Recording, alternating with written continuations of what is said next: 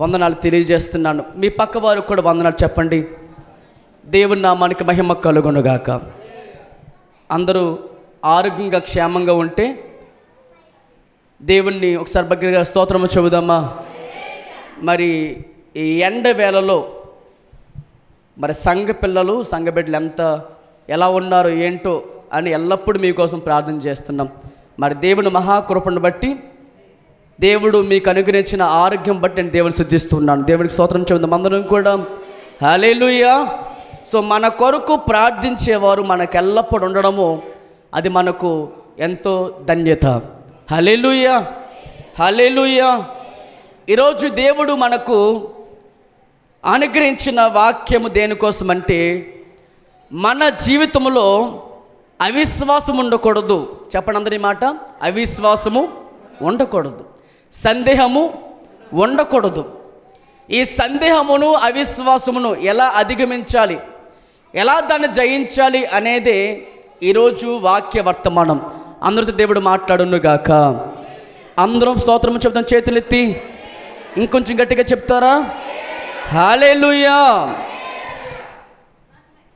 Bible గ్రంథములో విశ్వాసము, అవిశ్వాసము, అల్ప విశ్వాసము, సందేహము అనే విషయాలు పలుమార్లు చెప్పబడ్డాయి. మీకు ఎగ్జాంపుల్గా నేను చెప్పేస్తాను. కొన్ని వచనాలు రాసుకునేవారు రాసుకోండి. హెబ్రీ పత్రిక 3వ అధ్యాయము చివరి వచనంలో ఏమని రాయబడుతుందంటే, హెబ్రీ పత్రిక 3వ అధ్యాయము చివరి వచనంలో ఏమంటున్నారంటే, కాగా వారి అవిశ్వాసము చేతనే వారు ప్రవేశించలేకపోయారు అన్నారు. అక్కడ ఏమని రాయబడింది? అవిశ్వాసము అని. అలాగనే మార్కు సువార్త 6వ అధ్యాయము 5వ వచనం చదివితే అక్కడేమని రాయబడుతుంది? మార్కు సువార్త 6వ అధ్యాయము 5వ వచనం చదవండి. అందువలన కొద్ది మంది రోగుల మీద చేతులుంచి వారిని స్వస్థపరచుట తప్ప మరి ఏ అద్భుతమును యేసుక్రీస్తు ప్రభువారు అక్కడ చేయజాలలేకపోయాను. ఆయన వారి అవిశ్వాసము చేతనే ఆశ్చర్యపడ్డారు. వారి అవిశ్వాసముగా ఆశ్చర్యపడ్డారు. సో బైబిల్ గ్రంథంలో చూపించాలంటే చాలా విషయాలు ఉన్నాయి, సమయం సరిపోదు. సో అవిశ్వాసము చెప్పండి అందరి బిగ్గరగా. మీ పక్క వరకు చెప్పండి. అవిశ్వాసము, నెక్స్ట్ సందేహము, నెక్స్ట్ అల్ప విశ్వాసము. ఇది మనకు ఉండకూడదు. చాలామంది క్రైస్తవ జీవితంలో ప్రాథమిక సిద్ధాంతమే విశ్వాసం ఉండాలి. ఏముండాలి చెప్పండి? విశ్వాసము. ఈ విశ్వాసము అనేది దేవుడు అందరికీ పంచి ఇచ్చారు ఆయన. రోమాపత్రికలో 12వ అధ్యాయం 3వ వచనం చదవండి. రోమాపత్రిక అపోస్తలుడైన పౌలు గారు రాసిన పత్రికలో నుంచి రోమాపత్రిక 12వ అధ్యాయము 3వ వచనం చదవండి. తన్ను తాను ఎంచుకొనదగిన దానికంటే ఎక్కువగా ఎంచుకొనక దేవుడు ఒక్కొక్కనికి విభజించి ఇచ్చిన విశ్వాస పరిమాణం ప్రకారము. అక్కడ ఏమని రాయబడింది? ఒక్కొక్కనికి విభజించి ఇచ్చిన విశ్వాస పరిమాణం. విశ్వాసమును ఆయన విభజించి ఇచ్చారంట. అంటే ప్రతి ఒక్కరు ఏమున్నట్లు చెప్పండి? ఏముంటుంది? ప్రతి ఒక్కరిలో కూడా విశ్వాసం ఉంటుంది. అసలు విశ్వాసము అనే దానికి నిర్వచనం ఏమిటంటే, మీరు దేవునిపై పూర్తిగా ఆనుకోవడం. చెప్పండి అందరి మాట. మీరు పూర్తిగా దేవునిపై ఆనుకోవడం. మీ విశ్వాసము ఇక దేనిపై ఉండకూడదు. కొందరి విశ్వాసము స్వస్థతపై ఉంటుంది, కొందరి విశ్వాసము వారి నిరీక్షణపై ఉంటుంది. వారు ఏమైతే ఎదురు చూస్తున్నారో దానిపై విశ్వాసం ఉంటుంది. కానీ విశ్వాసమునకు అసలైన నిర్వచనము, అసలైన అర్థం ఏంటంటే, మీ విశ్వాసము వస్తువులపై కాదు, మీ విశ్వాసము మనుషులపై కాదు, మీ విశ్వాసము దేవుని యందు ఉంచాలి. ప్రభువుగా స్తోత్రం చెబుదామా. హల్లెలూయా. చదవండి అన్నమాట. 2వ తిమోతి పత్రిక 1వ అధ్యాయము 12వ వచనాన్ని అందరూ కలిసి చదవండి. 2వ తిమోతి పత్రిక 1వ అధ్యాయము 12వ వచనం చదవండి. ఆ హేతువు చేత ఈ శ్రమలను అనుభవిస్తున్నాను, కానీ నేను నమ్మిన వానిని ఎరుగుదును గనుక సిగ్గుపడను. నేను ఆయనకు అప్పగించిన దానిని రాబోచున్న ఆ దినం వరకు ఆయన కాపాడగలడని రూఢిగా నమ్ముచున్నాను. అందరం ప్రభుకు స్తోత్రం చెబుదామా? హల్లెలూయా, హల్లెలూయా. వినండి మాట. క్రైస్తవ జీవితంలో నీ నమ్మకము, నీ విశ్వాసము ఎవరిపై ఉంచాలంట? ఎవరిపై ఉంచాలంట? పౌలు గారు చెప్తున్నమాట. ఆయన ఒకప్పుడు మత ప్రవిష్టుడు. ఆయన రాసిన పత్రికలు చదివిన పేతురు గారికి కూడా చాలా కష్టతరం అయిపోయింది. ఆయన రచించిన రచయితగా ఆయన రాసినటువంటి పత్రికలు చదివితే పలుమార్లు పేతురుగా చెప్పిన మాట ఏంటంటే, ఆయన రాసినటువంటి ఆ పరిశుద్ధాత్మతో ప్రేరేపణతో రాయబడిన ఆ మాటలు నాకే ఆశ్చర్యంగా ఉంది, అర్థం కావట్లే అన్నారు ఆయన. అంత మంచి వక్త ఆయన, అంత మంచి పరిశుద్ధాత్మతో రాయించబడిన ఆ మాటలు చూస్తూ ఉంటే మనకి రోజున చాలా ఆశ్చర్యం కలిగిస్తుంది. వాటిలో ఒక మాట ఏమిటంటే, ఇక్కడ రాయబడిన మాట, ఆ హేతువు చేత ఏమన్నాడు అక్కడ ఆయన? ఆ హేతువు చేత ఈ శ్రమలు అనుభవిస్తున్నాను. కానీ చూడండి, నాకు శ్రమలు ఉన్నాయి. ఇప్పుడు అందరికీ శ్రమలు ఉన్నాయి లేవా? ప్రతి ఒక్కరి జీవితంలో, ముఖ్యంగా లోకము గురించి పక్కన పెడితే క్రైస్తవ్యంలో అడుగుపెట్టిన మనము, క్రీస్తును సొంత రక్షకునిగా అంగీకరించిన మనము, క్రీస్తును మన నోటితో ఒప్పుకొని హృదయమార విశ్వసించమన్న మనము, దేవుడు చెప్తున్న మాట ఏంటంటే, లోకములో మీకు శ్రమలు కలుగుతాయి, అయినా మీరు ధైర్యముగా ఉండండి, ఎందుకంటే ఈ లోకమునే జయించి ఉన్నాను. లోకము జయించిన విజయము మీ విశ్వాసము. ప్రభుకి బిగ్గరగా స్తోత్రము చెబుదామా? ఇప్పుడు పౌలు గారు చెప్తున్న మాట మీరు అందరూ కూడా ఆలోచన చేస్తూ ఉంటే, ఈ శ్రమలలో నేను కూడా ఉన్నాను, నాకు కూడా శ్రమలు వచ్చినాయి. అయితే ఈ శ్రమలలో నేను నమ్మిన దేవుణ్ణి బలముగా నమ్ముతున్నాను. హల్లెలూయా చెప్పండి బిగ్గరగా. ఏమంటాడు ఆయన? నేను నమ్మిన వాడిని ఎరుగుదును, నాకు ఆయన తెలుసు. నాకు ఆయన ఎంత బలముగా తెలిసి ఉన్నాడో నేను అంత శ్రమలను అనుభవించగలుగుతున్నాను. శ్రమలో కృంగిపోవట్లేదు నేను, శ్రమలో తొట్టిల్లిపోవట్లేదు నేను. ఈ శ్రమలో నేను మరింత ముందుకి వెళ్ళగలుగుతున్నాను. ఎందుకని?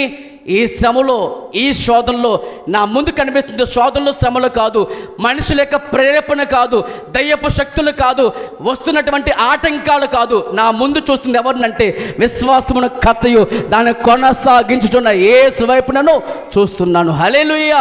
ఈరోజు నీ దేవుని ఎంత ఎరిగితే అంత గొప్పగా నువ్వు విశ్వాసంతో నడవగలుగుతావు. ఈరోజున నువ్వు చెప్పండి ఆ మాట, ఈరోజు మీరు చెప్పుకోవాల్సిన మాట. నీ దేవుడు నువ్వు ఎంత ఎరిగి ఉన్నావు? మందిరంకి వస్తున్నావు, పాటలు పాడుతున్నావు, ఆరాధిస్తున్నావు, వాక్యం చదువుతున్నావు. మరి నీ దేవుడు నువ్వు ఎంత ఎరిగి ఉన్నావు అనే దానిపైనే నీ విశ్వాసము ఆధారపడుతుంది. ఎందుకంటే క్రైస్తవ జీవితానికి విశ్వాసము చాలా ప్రధానమైనటువంటి మూలము. ఈ విశ్వాసము నీకుంటేనే, చూడండి ఒక మాట చెప్తాను, ఏదైనా సరే విశ్వాసంతోనే బలపడద్దా పునాది. క్రైస్తవ జీవితానికి పునాది ఏంటి? విశ్వాసము. ఆ విశ్వాసపు స్థాయిని బట్టి ప్రభువు చాలా విషయాలు మెచ్చుకున్నాడు. ఆయన కనాను స్త్రీని చూసి ఏమన్నాడు ఆయన?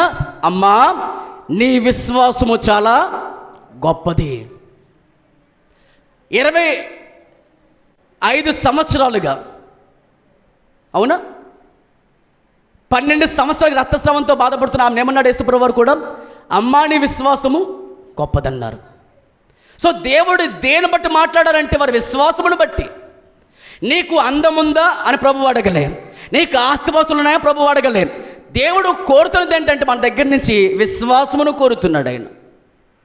ఈ విశ్వాసమునకు దేవుడు ఎందుకు మన విశ్వాసమును పరీక్షిస్తారంటే, విశ్వాసము చేత మన జీవితంలో ఈ శ్రమలు వస్తూ ఉంటాయి కదా, ఈ శ్రమలు మన విశ్వాసాన్ని శుద్ధి చేస్తూ ఉంటాయి. శ్రమలు ఏం చేస్తాం మన జీవితంలో? మన విశ్వాసము నకిలీ విశ్వాసమా, అసలైన విశ్వాసమా, ప్రభువు రాకడ వరకు నిలబడే విశ్వాసమా కాదా అనేది ఎక్కడ తెలియబడుతుంది? మన జీవితంలో విశ్వాసమునకు పరీక్షలు ఎదురవుతుంటాయి. పేతురు రాసిన మొదటి పత్రిక మొదటి అధ్యాయం, పేతురు రాసిన మొదటి పత్రిక మొదటి అధ్యాయము 7వ వచనం చదవండి. నశించిపోవు సువర్ణము అగ్ని పరీక్ష వలన శుద్ధపరచబడుచున్నది కదా, దానికంటే అమూల్యమైన మీ విశ్వాసము ఈ శోధనల చేత పరీక్షకు నిలిచినదై యేసుక్రీస్తు ప్రభువారు ప్రత్యక్షమైనప్పుడు మీకు మెప్పును మహిమయు ఘనతయు కలుగుటకు కారణమగును. హల్లెలూయా. బిగ్గరగా చెప్పండి అందరూ కూడా. అందరూ చేతుల స్తోత్రం చెబుదామండి. హల్లెలూయా. సో ఇప్పుడు ఎదురవుతున్న ఈ శోధనలు, శ్రమలు మన నాశనం కావడానికి కాదు, మరి దేనికి? మన విశ్వాసము ఇంకా అభివృద్ధి పదవులకు నడిపించబడడం కోసం. చూడండి, ఒక బంగారాన్ని అది నకిలీ బంగారమా లేదా ఇది శ్రేష్టమైన బంగారమా అనేది ఎలా తెలుస్తుంది? అది అగ్నికి వెళ్ళాలి. అగ్ని గుండా వెళ్ళినప్పుడు, అగ్నిలోకి పడవేయబడినప్పుడు దానికి అది చిన్నదైన వస్తువు, దాని విలువ మారుతుందా? మారుతుంది. ఎప్పుడు తెలుస్తుంది అది? ఆ బంగారము దాంట్లో పడినప్పుడు అది కరిగిపోయే బంగారం అయితే, అది కరిగిపోయింది అనుకోండి, దాన్ని బట్టి మీకు ఏమర్థం అవుతుంది? అది నకిలీ. దాన్ని తీసినప్పుడు అది కరిగిపోకుండా అది ఇంకా శ్రేష్టంగా మెరుస్తుంది. అర్థం ఏంటి? అది కరెక్ట్గా శ్రేష్టమైన బంగారం. ఈరోజు మన జీవితంలో కూడా శ్రమలు, శోధనలు వస్తాయి, రాకమానవు. కానీ అప్పుడే మీ నోటి మాట బయటపడుద్ది. ఎలాగా? దేవుడే గనక ఉంటే నాకెందుకు జరిగింది? మీ నోటి మాటలు బట్టి కూడా తెలిసిపోద్ది. యోబు గారికి ఎన్నో శ్రమలు వచ్చినాయి, కానీ నోటితో ఇప్పుడు ఏ తప్పును, శ్రమలో మీ నోటి ద్వారా అపవాది దేవునికి పక్కగా దృష్టి మలిచేస్తాడు. సో మన జీవితంలో శ్రమలు రాకమాను, శోధన రాకమాను. ప్రభు ఎప్పుడు కూడా మీకు అన్నీ బాగుంటాయని ఎప్పుడు చెప్పలే. ప్రభువు రాకడ వరకు మాత్రమే చేయాల్సిన పని ఏంటంటే విశ్వాసమును కాపాడుకోగలగాలి. ఈ విశ్వాసము ఎలా పుడుతుంది మన జీవితంలో? అది మనం జాగ్రత్తగా కనుక ఆలోచన చేస్తూ ఉన్నప్పుడు పరిశుద్ధమైన గ్రంథాలు తెరిచి 2వ తిమోతి పత్రిక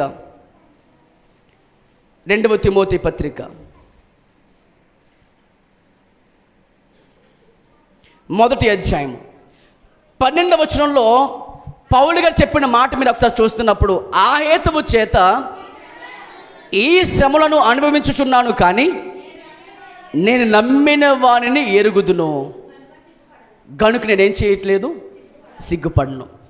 నీ నమ్మకము గనక మనుషులపై ఉంటే సిగ్గుపడాల్సి వస్తుంది.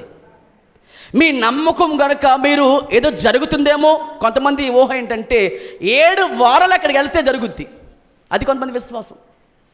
నీ విశ్వాసం ఎవరిపై ఉండాలంట? క్రీస్తునందు ఉంచాలి. ఆ కింద చదవండి, వచ్చినాం అంటే 13 వచ్చి చదవండి. క్రీస్తు యేసు నందు ఉంచవలసిన, ఎవరిపై ఉంచాలి మీ విశ్వాసము?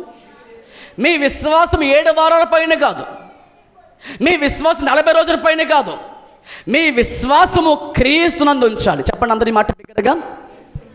ఎక్కడ ఉంచాలంట? మీ విశ్వాసము క్రీస్తునందు ఉంచాలి. చూడండి, క్రీస్తునందు ఉంచవలసిన విశ్వాస ప్రేమను కలిగిన వాడవే నీవు నా వలన వినిన హితవాక్యమును ప్రమాణము గైకొనాలి. సో దేవుడు చెప్తున్న మాట అదే. మీ విశ్వాసము 40 రోజులపై కాదు, మీ విశ్వాసము అట్టిపళ్ళపై కాదు, మీ విశ్వాసం మనుషులు చెప్పే మాటలపైన కాదు, పూర్తిగా ఆధారపడాల్సింది క్రీస్తునందు. చెప్పండి అందరి దగ్గరికి మాటను, క్రీస్తు నందు, క్రీస్తులో ఉంచాలి. ఈ మాట మనందరికీ అర్థం అవ్వాలి.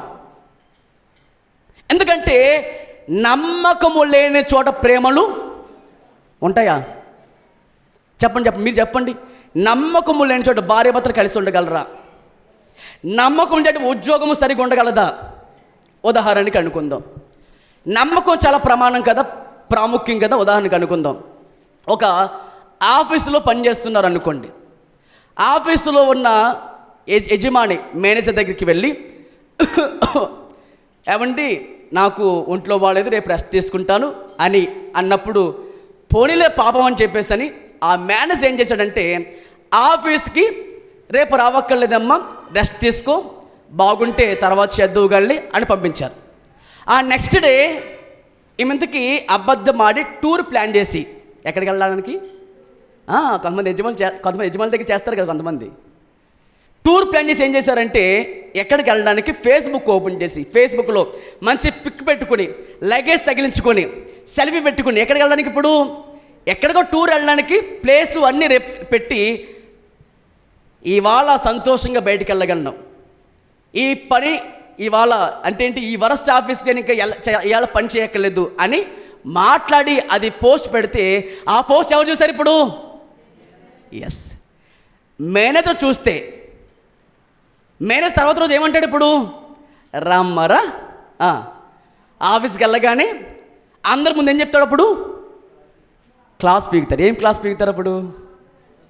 అబద్ధమాడి నమ్మకము కోల్పోయి ఏం చేస్తావు? ఆరోగ్యం బాగాలని చెప్పినందుకు ఇలా చేస్తే నేను పెట్టిన పోస్ట్ ఏంటి అని కడిగేస్తారా, కడిగేరా?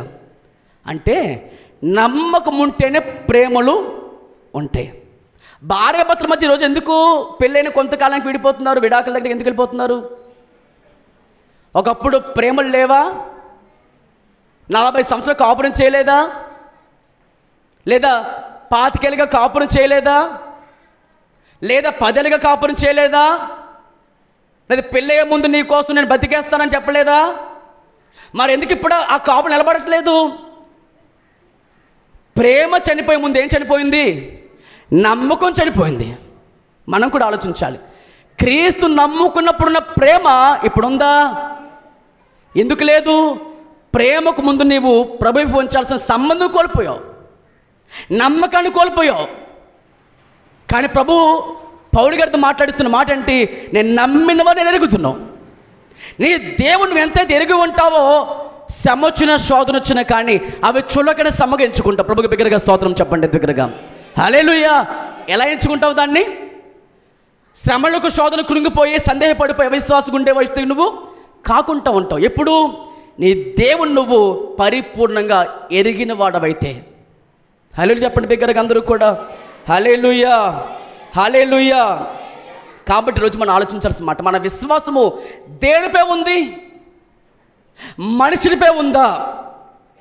మనిషిని పెట్టిన సిద్ధాంతాలపైన ఉందా? లేదా నీ విశ్వాసం నిన్ను రక్షించి నమ్మించి నీకోసం రక్తము కాచిన యేసుపై ఉందా అనేది నీవు ఆలోచించాల్సిన విషయమై ఉంది. అందరూ ప్రభుకు స్తోత్రం చెబుదామా? హల్లెలూయా. సందేహానికి కారణాలు చెప్తాను, జాగ్రత్తగా మీరు అందరూ కూడా మీ మనస్సులో పెట్టుకోండి. పరిశుద్ధ లేఖనం తెరిచి అందరూ చదువుదామా? పరిశుద్ధ లేఖనం తెరిచి అందరూ చదువుదాం. ఎందుకంటే సందేహము అనేది అవిశ్వాసానికి దారితీస్తుంది. ఏం చెప్పాను? సందేహం అనేది ఏం దారితీస్తుందంట? అవిశ్వాసం దారితీస్తుంది. అల్ప విశ్వాసం వేరు, సందేహం వేరు, అవిశ్వాసం వేరు. సందేహం ఉన్నా కూడా దేవుడు కృప చూపిస్తాడు, కానీ అవిశ్వాసం ఉంటే దేవుడు నీ విషయంలో ఏ కార్యం జరిగించుదామన్నా, ఆత్మీయ జీవితంలో మెరుగుపరచుదాం అనుకున్నా కానీ దేవుడు నీలోండి కార్యం చేయలేడు. ఎందుకంటే నీలోండి కార్యం చేయాలంటే దేవునికి ఇష్టమైనది ఏంటి? విశ్వాసం. విశ్వాసము లేకుండా దేవునికి ఇష్టం సాధ్యము కాదన్నాడు ఆయన. ఇప్పుడు మీరు అందరూ కూడా చాలా జాగ్రత్తగా ఈ మాటలు ఆలోచించండి. మళ్ళీ చెప్పండి ఈ మాట, సందేహం ఉన్న దేవుడు కృప చూపిస్తాడు, కానీ అవిశ్వాసంతో ఉన్న హృదయము కఠినపరచబడుతుంది. ఎన్ని మార్లు వాక్యం చెప్పున్నాం, ఎన్ని కార్యాల జీవితం చూసినా కానీ నీవు ఇంకా రుజువు కావాలంటో. ఎందుకంటే సందేహము ఉన్న వ్యక్తికి కనిపిస్తున్న రుజువు కాకుండా ఇంకా కావాలి ఆ వ్యక్తికి. అంటే సందేహించే వ్యక్తికి ఇంకా రుజువు కావాలి, ఇది సరిపోదు, ఇంకా కావాలి. అవిశ్వాసం ఉన్న వ్యక్తికి ఎన్ని కార్యాలు జీవితంలో జరిగినా కూడా ఇంకా ఆ వ్యక్తికి ఏమి రాదు, ఇంకా కఠినంగా ఉంటాడు తప్ప నమ్మడానికి ఇష్టపడ్డు. ఇప్పుడు అలాంటి వ్యక్తులు కొంతమంది చూపిస్తాను.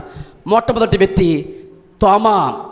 ఆయన అవిశ్వాసంలోకి వెళ్ళిపోలే, సందేహంతో ఉన్నాడు. అందుకు యేసు చెప్పిన జవాబు ఏంటి? అవిశ్వాసివి కాక విశ్వాసివి ఉండమన్నాడు. హల్లెలూయా. యోహాను సువార్త, అందరూ బైబిల్ తెరవండి.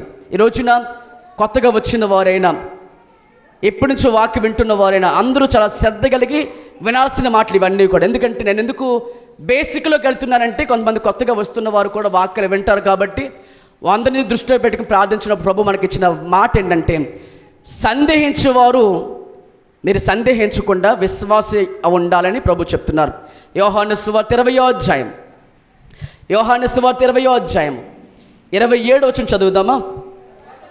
తరువాత తోమాను చూచి, నీ వ్రేలు ఇటు చాచి నా చేతులు చూడుము, నీ చెయ్యి చాచి నా పక్కలో ఉంచి. చూడండి, అవిశ్వాసివి కాక విశ్వాసం ఉండు మనను. అందుకు తోమా ఆయనతో, నా ప్రభువా నా దేవా అనెను. అందుకు యేసు ప్రభువారు, నీవు నన్ను చూచి నమ్మితివి, చూడక నమ్మిన వారు మరి ధన్యులు. హల్లెలూయా చెప్పండి దగ్గరగా అందరూ కూడా హల్లెలూయా.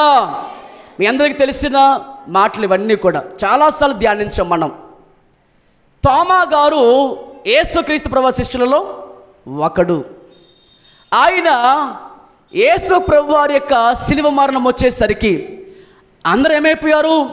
చెదరగొట్టబడ్డారు. కారణం వారు యేసుపై విశ్వాసం ఉంచి వారు అన్నీ విడిచిపెట్టి వచ్చినవారు. యేసే చనిపోగానే వారు కూడా విశ్వాసంలో చనిపోయారు. యేసే సత్యమైన తిరిగి లేవగానే వారి విశ్వాసము వృద్ధి పొందించడం కొరకు ప్రభు అనేక పర్యాలు కనిపించారు. దాంట్లో మొట్టమొదటిగా ఆయన అనేకులు కనిపించిన తర్వాత ఒక వారము శిష్యుల దగ్గరికి వచ్చాడు. ఆయన చనిపోయి తిరిగి లేచిన అనంతరము మగ్దలేనే మరియకు కనిపించారు. ఆయన, నేను గలిలయ ప్రాంతంకి వస్తున్నాను, నా శిష్యులను కూడా అక్కడ రమ్మని చెప్పినప్పుడు వీరందరూ ఎలా ఉన్నారు చెప్పండి. అక్కడ పేతురు యోహాను ఆ సమాధి చూశారు, ఇంటికి వెళ్ళిపోయారు. కానీ గదులు అన్నీ కూడా తలుపులను మూసేసుకొని వారు కూర్చున్నారు. చాలా భయంతో ఉన్నారు వాళ్ళు. విశ్వాసాన్ని కోల్పోయే స్థితికి వచ్చేసారు వాళ్ళు. అప్పుడు ఆ వారము ఆయన అందరినీ దర్శించి వందనము చెప్పి సమాధానం పలికి వారిపై తన ఆత్మను ఊది వారికి పరిశుద్ధాత్మ అభిషేకంతో నింపి ఆయన వారు వెళ్ళిపోయారు. ఆ తర్వాత కరెక్ట్గా 8వ రోజున మరలా ఎక్కడికి వచ్చాడు ఆయన? మరలా అక్కడికి వచ్చారు. అక్కడ రాయబడిన మాట, మొదటిసారి వచ్చినప్పుడు తోమ వారితో పాటు లేదు. ఈ మాట పట్టుకుని మళ్ళీ తర్వాత ఎక్స్ప్లెయిన్ చేస్తాను. సందేహం రావడం కానీ ముఖ్యమైన కారణం చెప్తాను. ఆ వారం ఆయన అక్కడ లేడు, అందరితో పాటు సమూహంలో లేడు, వేరైపోయాడు. వేరవ్వగానే సందేహం ఏర్పడింది.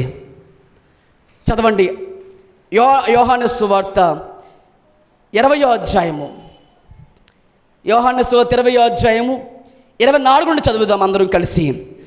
యేసు వచ్చినప్పుడు 12 మందిలో ఒకడైన దిదుమనబడిన తోమ వారితో లేకపోయాను గనుక తక్కిన శిష్యులు మేము యేసయ్యను చూచితిమి అని అతనితో చెప్పగా, చూడండి, నేను ఆయన చేతుల్లో మేకులు గుర్తును చూచి నా వేలు ఆయన మేకులు గుర్తులో పెట్టి నా చెయ్యి ఆయనపై ఉంచితేనే కానీ నేను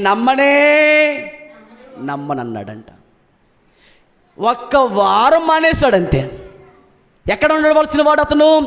సమూహములో, ఫెలోషిప్లో, సహవాసంలో శిష్యులతో పాటు కలిసి ఉండాల్సిన సమయంలో యేసు వచ్చినప్పుడు ఆయన వారి దగ్గర లేడు. సందేహానికి ముఖ్యమైన కారణం ఇది. సహవాసాన్ని కోల్పోయినప్పుడు, ప్రార్థన గదిలో ప్రార్థన మానేసినప్పుడు, అందరూ వెలిగించబడుతున్నప్పుడు ఎప్పుడైతే వేరవుతావో అప్పుడు పడిపోతావు. కాలుతున్న కట్టెలో ఉన్నటువంటి పుల్లలతో పాటు నువ్వు కూడా వెలిగించబడతావు. ఒకసారి పొల తీసి పక్కన పెట్టి ఏమవుతుంది? ఆరిపోతుంది, చల్లారిపోతుంది. విశ్వాసంతో పాటు కలిసి ఉన్నప్పుడు ఏమవుతుంది? జీవితంలోని నీవు వెలిగించబడతావు. ఒక్కసారి నీ జీవితంలో ఆరిపోయినట్టుగా బయటకు వస్తే కొంతమంది కొన్ని మాటలు, కొన్ని రాకూడని కొన్ని మాటల వల్ల కొంతమంది బాధించబడతారు. ఎందుకు మానేసావమ్మా సహవాసంలో రావడం మానేసావంటే కొంతమంది మాటల వల్ల అండి. అవునా? అపవాది గుర్తుపెట్టుకోండి, సమూహంగా సంఘముగా ఒకే మనస్సు కలిగి, ఒకే ఆత్మ కలిగి, ఒక చోట గ్రూపులో ఉండి ప్రార్థన సహవాసం కలిగి ప్రభుతో బలంగా ఉంటున్నప్పుడు నీ పైన అపవాది ఏమైనా చేయగలడా? నీకున్న విశ్వాసం మాట పట్టుకోండి, విశ్వాసం ఉన్నవారి పైన అపవాది దాడి చేయడానికి అసలు వీలు పడదు. అది ఒక్కసారి బయటకు వస్తే ఏమవుతావు? ఒక్కసారి బయటకు వచ్చామంటే ఖచ్చితంగా నీ మీద అపవాది దాడి చేస్తాడు. ఎందుకంటే అపవాది ఎప్పుడు కూడా ఒంటరి వైపైన వారిపై దాడి చేయడానికి ఎప్పుడు ఇష్టపడతాడు. ఒక మందిరంలో కానీ, ఒక సహవాసంలో, ఒక గ్రూపులో కానీ నువ్వు ప్రార్థన చేసే ప్రార్థన గుంపులో కలిసి ఉన్నప్పుడు, విశ్వాసంతో ఉన్నప్పుడు నీ పైన అటాక్ జరగలేదు. ప్రభు బిగ్గరగా స్తోత్రం చేయండి నమ్మే వారందరూ కూడా. ఒక్కసారి నీ జీవితంలో అపవాదిని బలంగా ఎదుగుతావు అనుకునే సమయంలోనే ఎవరో ఒకరితో నేను బాధిస్తాడు, నువ్వు బలహీనమవుతావు. అప్పుడు అనుకుంటావు పక్కకు వచ్చేస్తేనే బాగుంటుందేమో, వేరైపోతేనే బాగుంటుందేమో.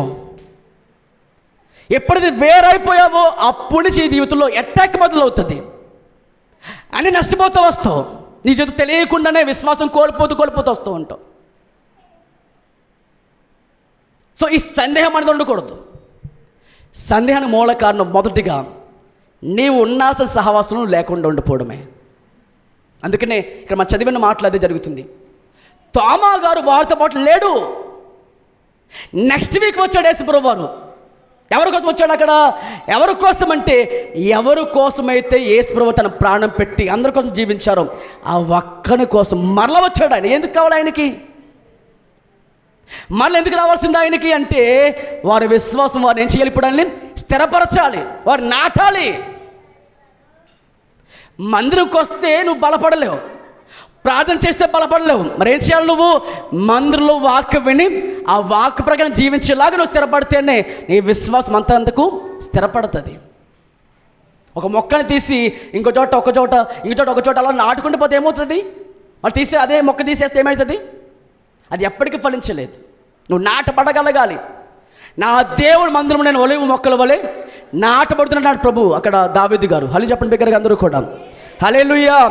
కాబట్టి వాక్యం చెప్తున్న మాట ఏంటంటే దేవుని బిడ్డలారా, నేను మరలా ఆయన పక్కల్లో వేలుబడి చూడాలి. ఆయన చేతుల్లో మేకలు తగ్గొట్టబడ్డాయి కదా, అవి చూడాలి. నేను అవి చూసేటప్పుడు నమ్మనన్నాడు ఆయన. సో యేసు ప్రభువు చెప్పిన మాట అక్కడ, నీవు నన్ను చూచి నమ్మితివి కానీ చూడక నమ్మిన వారే మరి ధన్యులు. అప్పుడు అందరికీ దగ్గరగా స్తోత్రం చెబుదామా? హల్లెలూయా, హల్లెలూయా. కాబట్టి ఈ మాట ఆలోచన చేయండి. ఆయన సందేహంతో ఉన్నాడు, అవిశ్వాసంతో లేడు. సందేహంతో ఉన్నవారు కాబట్టి ఇంకా రుజువు కావాలి, ఇంకా నాకు రుజువు కావాలి, ఇంకా కనిపించాలి ఆయన. ఆ రుజువు కావాలని ఆశతో ఉన్నాడు కాబట్టి దేవుడు అక్కడ ఏం చేశాడు? ఆయనకి రుజువు చూపించాడు. ఇదిగో నా పక్కల్లో చూడు, గాయం చూడు, నా చేతుల్లో గాయం చూడు. ఆయన చేయబట్టి చూస్తే నమ్మాడు. నీవు తోమా అవిశ్వాసివి కాక విశ్వాసి ఉండు. అవిశ్వాసమైతే ఆయన చాలా ఆశ్చర్యపడతారు. ఆయన ఏ కార్యము చేయలేడు. ఈరోజు నీ వాక్యం వింటున్న నీ జీవితంలో కూడా అవిశ్వాసం ఉందా? ప్రభువుని అడుగు. ఇప్పుడైనా వాక్యంతో కడగబడు. కొంతమంది ఎంత వాక్యం వింటారు కానీ వారి జీవితం అవిశ్వాసమే. సందేహం ఉన్న దేవుడు కనికరిస్తాడు, కృప చూపించే దేవుడు ఆయన. అవిశ్వాసం కాకూడదు. అవిశ్వాసము దేవునికి అసలు ఇష్టం ఉండదు. మరొక వ్యక్తి చూడండి, లూకాసు వార్త, అందరూ తెరవండి. లూకాసు వార్త 7వ అధ్యాయం. లూకాసు వార్త 7వ అధ్యాయం. మీ అందరికీ ఆశ్చర్యం కలిగించే మరొక వ్యక్తిని చూపిస్తాను. లూకాసు వార్త 7వ అధ్యాయము. లూకాసు వార్త 7వ అధ్యాయము 18-19 చదవండి. లూకాసు వార్త 7వ అధ్యాయము 18-19. యోహాను శిష్యులు ఈ సంగతులన్నీ అతనికి తెలియచేసిరి. అంతటి యోహాను తన శిష్యుల్లో 2 పిలిచి, రాబోయేవాడువు నీవేనా? మేము మరొకరి కోసం కనిపెట్టవలనా అని అడుగుటకు ఆయన యొద్దకు పంపించారంట. ఎవరైనా చెప్పాలి. బాప్తిస్మమిచ్చు యోహాను గారు. ఈయన ఒకప్పుడు ఏమని ప్రకటించాడు? ఆయన ఇదిగో లోక పాపం మోసుకుని పోయి దేవుని గొర్రెపిల్ల, నా వెనక వచ్చేవాడు శక్తిమంతుడు, ఆయన చెప్పులు వారు ఇప్పటికైనా నాకు ఏమి లేదు, యోగ్యత లేదు. నేను మీకు నీళ్ళలో బాప్తిసం ఇస్తున్నాను కానీ ఆయన మీకు ఆత్మలో, పరిశుద్ధాత్మలో, అగ్నిలో బాప్తిసం ఇవ్వబోతున్నాడు ఆయన. అలా చెప్పిన ఆయన సందేహించాడు. ఏమి సందేహించాడు ఆయన? ఈ మాట అందరూ పట్టుకోండి అమ్మా. మన జీవితంలో కూడా ఎంతో గొప్పగా ప్రభు గురించి చెప్తాం. ఈ మాట అందరూ ఆలోచించండి. ఏంటంటే దేవుణ్ణి నమ్ముతున్నాను అని అందరూ చెప్తాము, కానీ నువ్వు దేనిపై విశ్వాసం ఉంచావు? ఆయన నమ్మకం నువ్వు నిజంగా ఎంత నమ్ముతున్నావు అని చెప్పమంటే రుజువేంటి? ఉదాహరణ చెప్తే వినండి. ఒక నయాగరా జల ప్రాంతంలో జలపాతం ఉంది. ఆ జలపాతం పైన ఒక ఆయన ఆ చివరి నుంచి చివరి వరకు ఒక తాడు ఉంది. ఆ తాడుపై నడిచి వెళ్తున్నాడు. నేను నడిచి వెళ్ళగలను ఎంతమంది నమ్ముతున్నాను అడిగాడు. అందరూ అప్పుడు ఏమన్నారు? Yes you can do it అన్నారు. నువ్వు చేయగలవన్నారు. అందరు కేకలేసి ప్రోత్సహించారు. ఆ పక్క నుండి తాడుతో ఈ పక్క వరకు కిందంతా సముద్రమే. అది జలపాతం అంతా పడితే ముక్కలు చచ్చిపోతాడు. అంత పైనుంచి నడిచి వెళ్తున్నప్పుడు ఏమన్నారు అందరూ కూడా? ప్రోత్సహించడం ద్వారా వెళ్ళిపోయాడు. ఆ చివరికి ఈ చివరికి అది నడుస్తున్నాడు. ఇప్పుడు ఇంకో ప్రశ్న అడిగాడు. నేను ఇక్కడి నుంచి అక్కడి వరకు చివరికి వెళ్ళగలుగుతాను, నువ్వు నమ్ముతున్నారు కదా, మీలో ఒకడు నా భుజం ఎక్కండి, ఇప్పుడు ఈ త్రాడు పై నుంచి ఈ పక్క నుంచి ఆ పక్క వరకు నేను తీసుకెళ్ళగలనని తీసుకెళ్ళగలను అని ఎంతమంది నమ్ముతున్నా అడిగాడు. అందుకు అందరూ ఏం చేసి చెప్పినా అప్పుడు దాకా చేతులు ఎత్తి ఏం చెప్పారు వాళ్ళు? ప్రోత్సహించిన వారు సహితము చేతులు కాస్తా. ఎందుకని? వ్యక్తి నమ్మారు, కానీ నేను ఆయనపై కూర్చుంటే నన్ను పడేస్తాడేమో అని భయం ఉంది. కొంతమందికి ఈ సందేహం. ప్రభు చెప్తున్న మాట ఇది, నీవు విశ్వాసం ఉంచాల్సింది ఎవరిపైన? ఆయన పై ఉంచండి. హల్లెలూయా, హల్లెలూయా. పరిస్థితుల పైన కాదు. ఒక భార్య తన భర్తతో అంటుందట, ఎప్పుడు పడుకున్నా కానీ తలుపులు వేసావా అయ్యేసావా అని అడిగిందంట. ఓకే, అన్నీ వేసి పడుకుంటామని చెప్పి పడుకున్నారు. ఎప్పుడు చూసినాక మెలకు వస్తే దొంగడొచ్చడం చూడు అంటుందంట. పడుకుని మళ్ళీ చూసేవాది. ఆయన చూస్తే తలుపు తెరిచేటప్పటికి ఏమి ఉండేవారు కాదు. ఈ చేదాస్తం ఏంటో, ఈ సందేహం ఏంటో ఎవరు రాలేదు కదా. మళ్ళీ పడుకునేవాడు. అలాగే ఇంచుమించు 40 ఏళ్ళు వచ్చేసింది వాళ్ళకి ఇద్దరికి. 40 సంవత్సరాలు ఇద్దరికి వచ్చినాయి, కానీ ఏం పోలేదు. పడుకున్నప్పుడు ఎప్పుడు కూడా తలుపు తెరిచి చూడు, నాకే శబ్దం వినిపిస్తుంది, దొంగడు వచ్చేయడము అంటుందంట. మళ్ళీ పడుకోవడం అలా చాలా కాలం అయిపోయింది. ఒకరోజు నిజంగానే దొంగడు వచ్చాడు. తలుపు తీగ ఇప్పుడు ఎవరు కనిపించారు అక్కడ? తలుపు తీగానే దొంగడు కనిపించాడు. అప్పుడు ఆయన అన్నాడంట, అమ్మా ఎందుకు వచ్చావు అనగానే అప్పటికే తుఫాకి పెట్టున్నాడు. తుఫాకి ఇలా పెట్టున్నాడు అలాగ షూట్ చేయడానికి. అప్పుడు ఒక్క నిమిషం అని చెప్పేసి అని వెనక్కి వచ్చాడు. నీకోసం ఎవరు వచ్చారు చూడండి. అప్పుడు చెప్పాడండి. ఎవరికి? భార్యకి. ఎందుకు? ఎన్నో సంవత్సరాలుగా ఎదురు చూసావు కదా, వచ్చాడు చూడని చెప్పండి. అంటే నీ మాట ఏమై ఉండాలి? ఎప్పుడు కొన్ని పాజిటివ్గా మాట్లాడాలి. నీ మాట ఎప్పుడు సందేహం ఉండకూడదు. ఇప్పుడు నీ జీవితంలో ఎప్పుడు కూడా మన జీవితంలో చెప్పకుండా మాటలు, విశ్వాసమై ఉండి అవిశ్వాసంతో కొన్ని మాట్లాడితే నీ జీవితంలో ఏమవుతుంది? అవి జరుగుతాయి. యోహాను గారు ఒకప్పుడు ఎలాంటి వాడు? ఆయన యేసు ప్రభు వారికి బాప్తిసం ఇచ్చినవాడు. అలాంటి గొప్ప యోగుడైన ఆయన పట్టుకొని ఇప్పుడు ఏమంటాడు? ఇప్పుడు రాబోయేవాడు ఆయనైనా మేము మరొకరి కోసం కనిపెట్టాలా, ఎదురు చూడాలా అంటే ఇప్పుడు ఏమైనట్టు విశ్వాసము? చూసారు, విశ్వాసం సన్నగిలుతుంది ఒక్కొక్కరికి.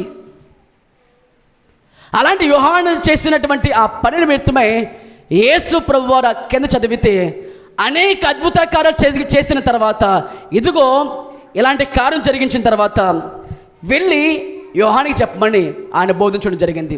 ఈ మాట అందరూ కూడా ఆలోచించాల్సిందిగా ప్రభు బట్టి మనవి చేస్తున్నాను. మన జీవితంలో ఏమండి, ఈ యోహాను గారి జీవితంలో కూడా శిష్యులు అందరికీ మళ్ళా ఈయన రాబోయేవాడు ఈయనైనా మరొకరి కోసం కనిపెట్టాలా అని చెప్పాడంటే ఇతని జీవితంలో కూడా ఏమొచ్చింది అంటే, ఎంత గొప్ప భక్తులైనా సరే ఒకానొక టైంలో సందేహించారు. వాళ్ళు ఏం చేశారు చెప్పండి? అందరూ దగ్గరగా సందేహించారు. వారు కూడా విశ్వాసం సన్నగిల్లింది. అయినా వారు ఏం చేస్తే మళ్ళీ విశ్వాసంలోకి వచ్చారు అంటే మనం చాలా జాగ్రత్తగా కొన్ని మాటలు విందాం. మొట్టమొదటిగా మన జీవితంలో విశ్వాసము అనేది నోట్లో కాదు, హృదయంలో ఉండాలి. చెప్పండి అందరి మాట. నోటితో యేసు నా కోసం ప్రాణం పెట్టారు, యేసే సొంత రక్షకుడు, ఆయనే దేవుడు అని మనం చెప్పడం వల్ల ఆయన సంతోషించాడు. కానీ హృదయంలో ఆయనపై విశ్వాసం ఉండాలి. రోమాపత్రిక అందరూ తెరవండి, బైబిల్ తెరిచి మాట చదవండి. రోమాపత్రికలో 10:10 చదవండి. రోమాపత్రిక 10వ అధ్యాయము 10వ వచనం చదవండి. ఎలయనగా నీతి కలుగునట్లు, చూడండి, మనుష్యుడు హృదయములో విశ్వసించుచు రక్షణ కలుగునట్లు నోటితో ఒప్పుకోవాలి. విశ్వాసం ఎక్కడ ఉండాలి? విశ్వాసము మనుషుని హృదయంలో ఉండాలి, నోట్లో కాదు. చాలామంది నోటితో నాకు చాలా విశ్వాసం ఉందండి అంటారు, మన హృదయంలోనూ దేవుని నోటి మాట బట్టి ఎంత విశ్వాసంతో ఉన్నాడు వ్యక్తి అని ఎప్పుడు ఆయన మార్కులేడు. ఆయన సంబరపడిపోడు. హృదయంలోనే ప్రభు పలుసార్లు చెప్పారు, ఏమని? వీరు నా పెదవులతో ఘనపరుస్తున్నారు కానీ హృదయంలో నాకు దేవునికి చోటు లేదన్నాడు ఆయన. హృదయంలో విశ్వాసం ఉండాలి. అప్పుడు నోటితో ఒప్పుకుంటే నీకు రక్షణ కలుగుతుంది. ప్రభుకు దగ్గరగా స్తోత్రం చెప్పండి. హల్లెలూయా, హల్లెలూయా. సో ఇప్పుడు ఈ అవిశ్వాసమైన, ఈ సందేహమైనా సరే ఎలా అధిగమించగలము? నంబర్ 1, అందరూ కూడా చాలా జాగ్రత్తగా ఆలోచించండి. మొట్టమొదటిగా సహవాసం కోల్పోకండి. ఏం కోల్పోకూడదు? సహవాసం. ఈ రోజున ఈ ఆదివారము మందిరములో అని ఎలా వచ్చింది? ఇప్పుడు అందరం కూడా ఒక సహవాసంలోకి వచ్చాం. సహవాసంలోకి వచ్చిన మనం అందరం ఏం చేయాలి? ఈ సహవాసమును విడిచిపోకూడదు. స్త్రీలకు కూడా జరుగుతుంది ప్రతి శుక్రవారం కూడా. ఉదయము కొంతమంది స్త్రీలు కలిసి ఒక చోట కూర్చొని ప్రార్థిస్తున్నారు. దేనికోసం ప్రార్థిస్తున్నారు? వారందరూ కూడా అందరూ కూడా విశ్వాసంలో అభివృద్ధి పొందాలి, అందరూ కూడా రక్షణ పొందుకోవాలి, వారి ఆత్మీయ జీవితము మెరుగుపరచబడాలి అని ఎంతో ప్రయాసపడి వారు ప్రార్థిస్తున్నారు. ఇప్పుడు అది ఏమవుతుంది? అది ఒక గ్రూప్ అవుతుంది, ఒక సహవాసం అవుతుంది. అలాగే ప్రతి ఆదివారం ఏం జరుగుతుంది? మనం అందరంలోని సహవాసం కలిసి మనం ఏం చేస్తున్నాం? ప్రభువుని ఆరాధిస్తున్నాం, అనేకులు సాక్ష్యాలు వింటున్నాం, అనేకులకు మనం సాక్ష్యం చెప్తున్నాం. ఇప్పుడు ఏమవుతుంది? ఒక విశ్వాసం ఉందా, ఒక గ్రూప్గా ఫామ్ అవుతున్నాం మనం, ఫెలోషిప్.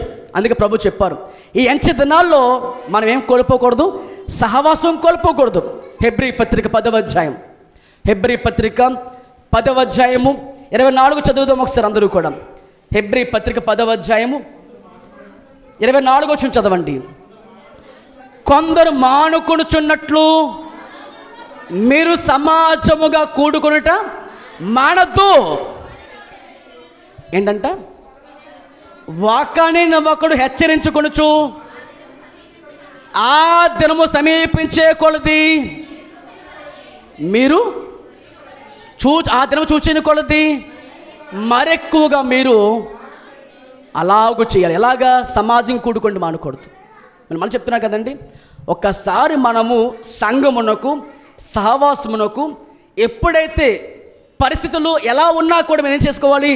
ప్రార్థన మానకూడదు, సహవాసము మానకూడదు, దేవుడితో సంబంధమును కోల్పోకూడదు. ఎప్పుడైతే కోల్పోయావో అప్పుడు అటాక్ మొదలవుతుంది జీవితంలో. ఎవరు చేస్తారు? అపవాది అటాక్ చేయడం మొదలు పెడతాడు. అందుకనే విశ్వాసం డాలు పట్టుకుని ఉండాలి ఎప్పుడు కూడా. ఎఫెసీ పత్రిక 6వ అధ్యాయం, ఎఫెసీ పత్రిక 6వ అధ్యాయము 17-19 చదవండి. 17-19 ఎఫెసీ పత్రిక 6వ అధ్యాయము 17వ వచనం చదవండి. 17 మరియు రక్షణని స్థిరస్థానమును దేవుని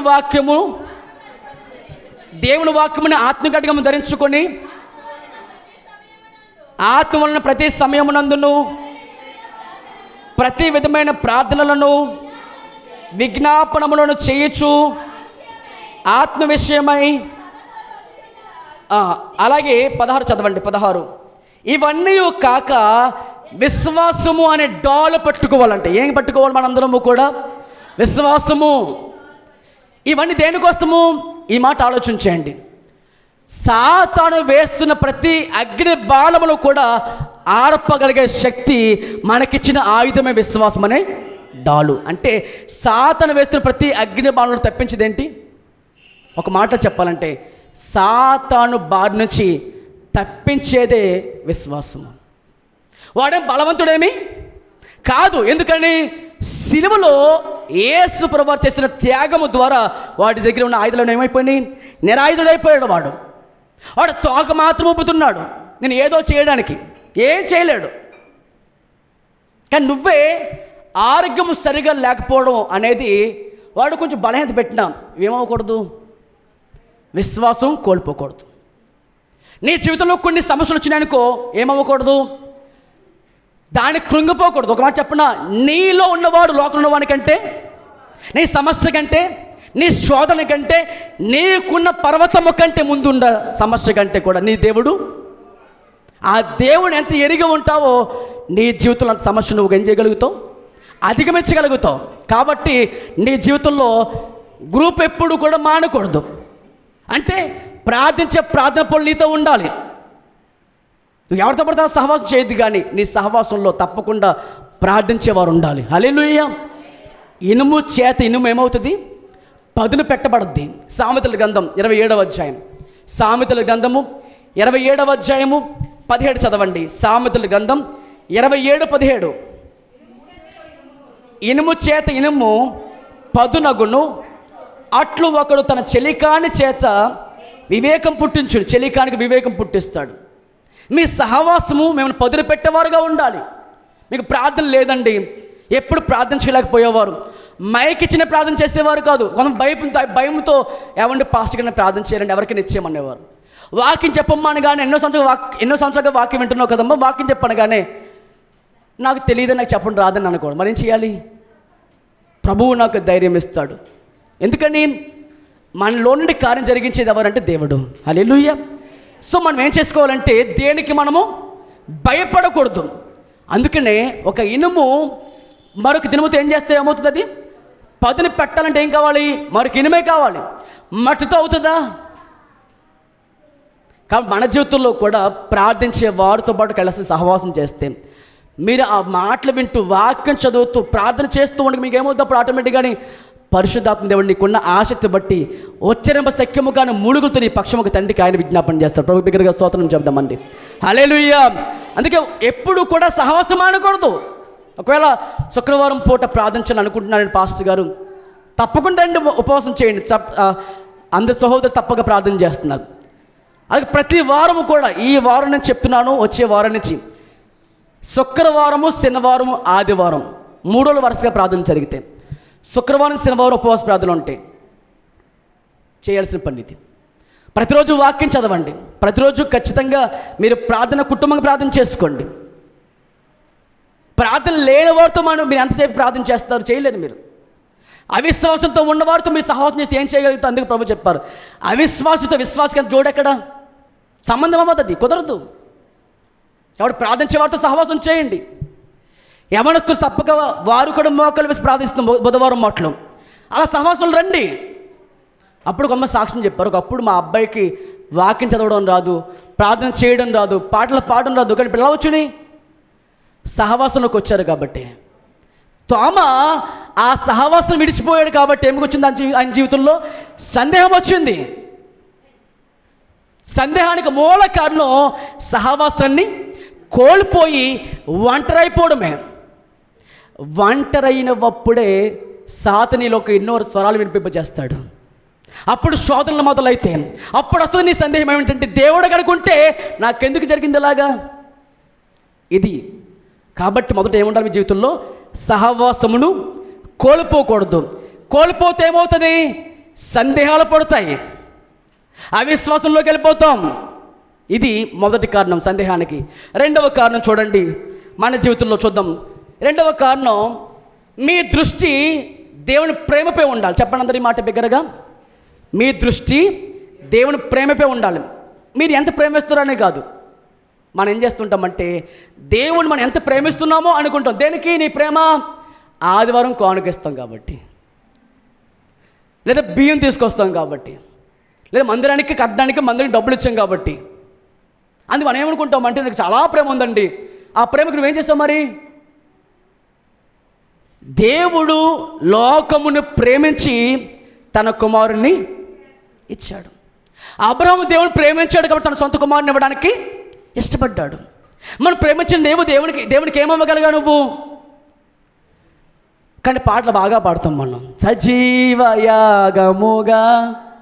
అది బాగా పాడతాం. తర్వాత ఇంకేం పాడతాం? నీ బిడ్డను సేవకు ఇచ్చేదవా. ఇవి సో ఇప్పుడు నీకు ఏమున్నట్టు ప్రేమ ఉందంటే ఏం ప్రేమ చూపించు. నీకు బాగా కానుకలు ఇస్తే ప్రేమ కాదు. ఎందుకు అవిశ్వాసం అయిపోతున్నావు, ఎందుకు సందేహం వస్తుంది నీ జీవితంలో అంటే ఆయన ప్రేమిస్తున్నావు, కానీ కొంచెం శ్రమ రాగానే దేవా ఇంత చేశాను నీకు, నన్ను జ్ఞాపకం చేసుకో ప్రభువా. కానీ దేవునికి అనుకూలంగా లేదు అది. ఒక మాట గుర్తుపెట్టుకో, నీలో విశ్వాసం పుట్టాలి, విశ్వాసంతో నడవాలి, మరణం వరకు విశ్వాసం కాపాడుకోవాలంటే నువ్వు ఎంత ప్రేమిస్తున్నా దానిపై దృష్టి పెట్టద్దు. ఆయన నిన్ను ఎంత ప్రేమించి ప్రాణం పెట్టాడో దానిపై దృష్టి పెట్టగలిగితే నీ విశ్వాసము అభివృద్ధి పొందుతావు. గట్టిగా చప్పలు కూడా దేవుని స్తోత్రం చెప్పండి ఇక్కడ. హల్లెలూయా, హల్లెలూయా. నీ ప్రేమ ఏ పాటిది? శ్రమ రాగే అంటావు నువ్వే. ఈరోజు మందిరం ఈ మధ్య వెళ్తున్నాను కానివ్వండి, నాకేమీ జరగట్లేదండి. నీకు అలాంటి బాధ లేకపోయినా పక్కోడు అంటాడు, ఇంకా నీకు పిల్లలు పుట్టలేదా, ఇంకా నీకు కానుపు రాలేదా, చూడు నీ ముందున్న చూడు ఎంత పిల్లగా, అప్పుడే వాళ్ళు 10th క్లాస్ చదివితే పిల్లలా కాస్తా. అసలు వారికి లేని బాధను నువ్వు పుట్టించావు, వాళ్ళు లేని దురాశ నువ్వు పుట్టించావు. ఒకప్పుడు మందిరానికి రానప్పుడు నువ్వు కూలి పని చేసుకున్నా బాగున్నావు, అద్దెంట్లో ఉన్నావు బాగున్నావు. కానీ ఎవడో అంటాడు ఇప్పుడు నీ దగ్గరకు వచ్చి ఏమని, కొంతమంది ప్రార్థనకు ఇలా చేస్తారు, నువ్వు తప్పుకుని ఇల్లు కట్టేసుకుంటావు, పిల్ల అయిపోద్ది, పిల్లలు పుట్టేస్తారు, అద్భుతంగా నీ జీవితం మార్చబడిపోద్ది అన్నారు అనుకోండి. లేని దురాశ నీ జీవితంలో వచ్చింది. నీ జీవితంలో కొన్ని జరగకపోయినా కానీ నీకు ఒక విశ్వాసం ఉండాలి. ఏమని, నా జీవితంలో ఏమి లేకపోయినా పర్లేదు కానీ ఎవరు ఉండాలి నా జీవితంలోని, అది నీకు ఉండాలి. కానీ పాట పాడతాం, ఏమి ఉన్నా లేకున్నా, అమ్మ బాబోయ్, పాటలో ఉన్న ఆ భక్తి హృదయంలో లేదు. మరి అంజురపు చెట్లు పూయకపోయినను, ద్రాక్ష చెట్లు ఫలింపక పోయినను, నేను నీ అందే ఆనందింతును, నా మనసంతా సంతోషింతును. ఆ భక్తుడు చెప్పగలిగాడు, అలా ఉండగలిగాడు. మరి మనమో కొంచెం శ్రమ రాగానే, కొంచెం జ్వరం రాగానే సాతాను శోధించేస్తున్నాడండి. నువ్వు సినిమాకి వెళ్దాం అనుకున్నావు, ఆటో రాలేదు, సాతాను శోధించేస్తున్నాడండి. ఎక్కడికి వెళ్ళడానికి? ఇప్పుడు మందిరంకి వెళ్ళామండి, దారిలో ఏదో అడ్డొచ్చింది అనుకోండి, లేదా ఆటకం వచ్చింది అనుకోండి, వెళ్ళడానికి ఆటకం వచ్చిందని చెప్తే బాగానే ఉంటుంది. సినిమాకి వెళ్దాం అనుకున్నానండి, మధ్యలో ఏమొచ్చిందండి? ఆటకం వచ్చిందండి, సాతాను శోధించేస్తున్నానండి. అసలు ఈ నోటి మాటలు ఎక్కువ, సాతాను సాతాను సాతాను అనుకునే బదులు దేవుడు దేవుడు దేవుడు అని ఎప్పుడు ఆయన కనపరుస్తావు నువ్వు. నీ విశ్వాసం శ్రమ కాదు, శోధన కాదు, ఉంచాల్సిన మాట విశ్వాసం ఉంచగలగాలి. విశ్వాసం ఉంటేనే మాట్లాడగలుగుతావు. హల్లెలూయా బిగ్గరగా చెప్పండి అందరూ కూడా, హల్లెలూయా. కాబట్టి ఏమి ఉన్నా లేకపోయినా ఆయనలో ఆనందించగలవా, సంతోషించగలవా? అట్టి విశ్వాసం నీకు పొందగలుగుతుంది ఈ రోజుల్లో. ఇంకొంచెం కాలం ఆగితే ప్రభువు రాకడ దగ్గర పడుతుంది. అప్పటికి మెప్పుయు మహిమయు ఘనత వస్తుంది. ఈ కొంచెం కాలమున్న శ్రమలో నువ్వు నిలబడగలిగితే విశ్వాసం ఉంచగలగాలి. విశ్వాసం సన్నగిలపడకూడదు. ఏదో కొంతమందికి కొన్నిసార్లు అనుకుని జరగకపోతే వచ్చే ఆ అవిశ్వాసం, ఆ మాటలు, ఆ చింత, ఆ బాధ చూస్తూ ఉంటే ఏదో ఇంకా మొత్తం అంతా అయిపోయింది నా జీవితంలో, ఇంకా చావే శరణం అనుకున్న జీవితం గడిపోతుంటారు కొంతమంది. ప్రభు చెప్తున్న మాట అది కాదు. మన విశ్వాసంలో సన్నగిలకూడదు. దాంట్లో మొదటిగా సమూహంగా కూర్చోండి, ప్రార్థన చేసుకోండి. ఒక ప్రార్థన గుంపులో ఉన్నామంటే ప్రార్థన జరగాలి, ఒక ముచ్చట్లు ఉండకూడదు. ఒకళ్ళ ఇంట్లో బాగోలేదు అనుకోండి, అమ్మ నీకు ఒంట్లో బాగోలేదు కదా, ఎలా ఉంది, బాగా ఉన్నావు, అంతే. ఆ పక్కింటోళ్ళకి ఏమైంది, ఈ ఎదురింటోళ్ళకి ఏమైంది, ఈ మధ్య ఆ అమ్మాయి వెళ్ళిపోయిందా తెలిసే నీకు విషయం, అయ్యొద్దు. నీ సోది ఆ మాటలు ఆయనకి ఇష్టం కాదు. అప్పుడు నువ్వు ప్రార్థించినా కానీ నీకు ఆ లోపల ఇప్పుడు ఉండిపోయినాయి కదా, మోకని ప్రార్థన చేయాలి. మళ్ళీ నువ్వు కూర్చుంటావు, ఒక పాట పాడుతావు, మళ్ళీ కూర్చుంటావు. మరి అలా జరిగిందేంటి, ఇలా జరిగింది, మళ్ళీ అంతే. కానీ కూర్చుంది ఎంతసేపు మందిరంలోని 3 గంటలు కూర్చున్నావు, ఏం చేసావు? ముచ్చట్లు పెట్టుకున్నావు. అదే అపవిత్రమైన ముసలమ్మ ముచ్చట్లు. నువ్వు పాపం చేయలే. కొంతమంది పాపం అంటే ఏమనుకుంటారంటే కేవలం పాపము చేయవాడు పాపమునకు దాసుడు అంటాం కదా. నువ్వు దేని సమయం ఎక్కువ ఇస్తావో దానికి దాసుడు అయిపోతే అదే పాపం.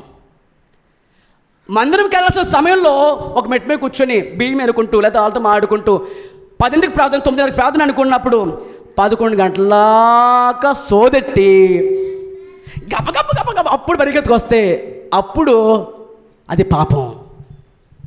నీకు సమయం ఉంది, ఆరోగ్యం ఉంది, అన్ని ఇచ్చిన కదా, ఏం చేయాలి? ఇప్పుడు వెంటనే పరిగెత్తుకు రావాల్సిందే. అలా కాకుండా ఇప్పుడు దాకా ఆగి సోదెట్టుకుని మాటలు మాట్లాడుకుని ఫోన్ మాట్లాడుకుని అప్పుడు వచ్చామనుకో అదే పాపం. అపవిత్రమైన ముసలమ్మ ముచ్చట్లని ప్రభు తాతకి చెప్తున్నాడు అక్కడ ఆయన. పాపం అంటే మరి ఇక్కడ ఏదో కాదు, నువ్వు దేనికి విలువిస్తున్నావో అదే పాపం, అంతే, అదే పాపం. మరి ఏది కాదు. ఇంకా సంసోనికి ఈ మాట గుర్తుపెట్టుకోండి, దేవుని స్థానం ఆక్రమించేది పాపమే, పాపమే. ఆ పాపం చంపడానికి ఏసీ ఈ లోకంకి వచ్చాడు. గుర్తుపెట్టుకోండి ఈ మాట. నువ్వు నీ సదాగా పాపం చంపాలని అనుకున్నావా? ఎప్పటికీ చంపలేవు దాన్ని. నువ్వు ఒక సిగరెట్ మానుకుందాం అనుకున్నావు, మానలేవు. ఒక వ్యసనం విడిచిపెడదాం అనుకున్నావు, మానలేవు. ఒక పాపాన్ని విడిచిపెట్టమని వల్ల అయితే ఆయన ఎందుకు ఈ లోకం రావాల్సింది? నువ్వు జయించలేవు కాబట్టి ఆయన లోకానికి వచ్చి జయించి చూపించాడు ఆయన. ఆయన ఎందుకు వచ్చాడు ఈ లోకానికి? నీ డబ్బులు ఇవ్వడం కోసం, నీ పెళ్లి చేయడం కోసం రాలేదు ఆయన. ఎందుకు వచ్చాడు ఈ లోకానికి? ఆయన నీ పాపము అది చాలా ప్రమాదము, నరకాన్ని తీసుకెళ్తుంది కాబట్టి ఈ లోకమునికి వచ్చి బాబు నాయన అలా జీవించకూడదురా, ఇలా జీవించాలరా అని పాపంతో కలిసి ఆయన భోజనం చేసి కూర్చున్నాడు. ఆయన ఏం అవసరం ఆయనకి? రెండవ మాట గుర్తుపెట్టుకో, నీవు ఆయన ఎంత ప్రేమిస్తున్నావు అనే దాని మీద కాదు, నిన్ను ఆయన ఎంత ప్రేమించాడు అనే దానిపై దృష్టి పెట్టగలిగితే అప్పుడు నీ జీవితంలో విశ్వాసము అంతకంతకు ఎదుగుతుంటుంది. ఇది రెండవ మాట. మూడో మాట చూడండి, పరిశుద్ధ లేఖనం తెరిచి మూడవ మాట. హల్లెలూయా, హల్లెలూయా. మూడవ మాట ఏంటంటే, దేవుడు నీ జీవితంలో ఏం చేశారో దాన్ని గుర్తించుకోండి, దాన్ని జ్ఞాపకం చేసుకోండి. ఉదాహరణ ఏంటంటే మొదటి సమూయేలు గ్రంథం 17వ అధ్యాయం. మొదటి సమూయేలు గ్రంథం 17వ అధ్యాయము. మొదటి సమూయేలు గ్రంథం 17వ అధ్యాయము 33 నుంచి చదువుదాం అందరం కలిసి.